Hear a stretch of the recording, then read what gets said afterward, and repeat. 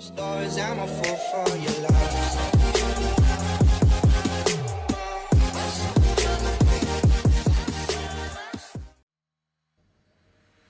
There are two types of engine covers used on this engine.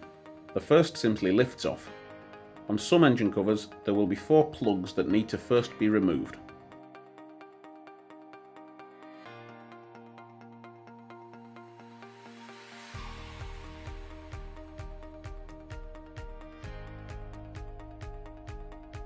The rail pressure sensor is located here.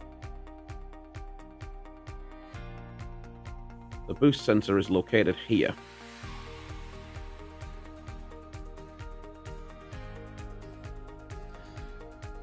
To help with access to the rail sensor, you can loosen or remove this pipe.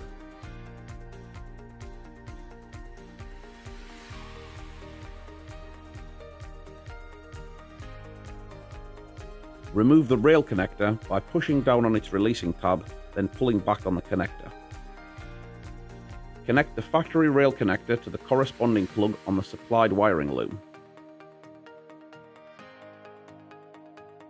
Connect our rail harness plug to the rail sensor.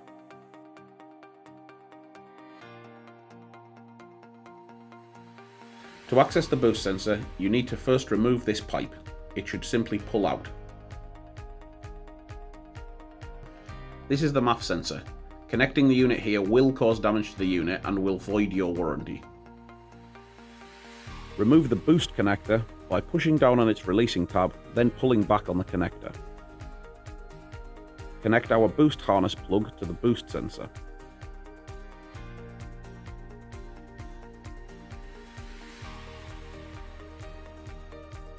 Connect the factory boost connector to the corresponding plug on the supplied wiring loom.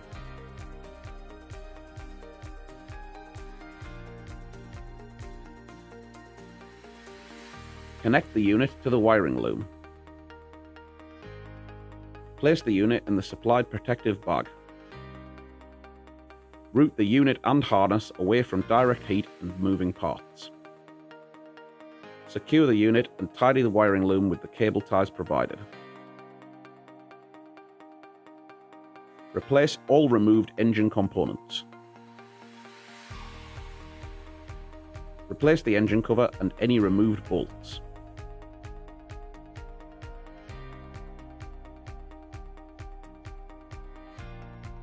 Replace the engine cover by pushing it back into place.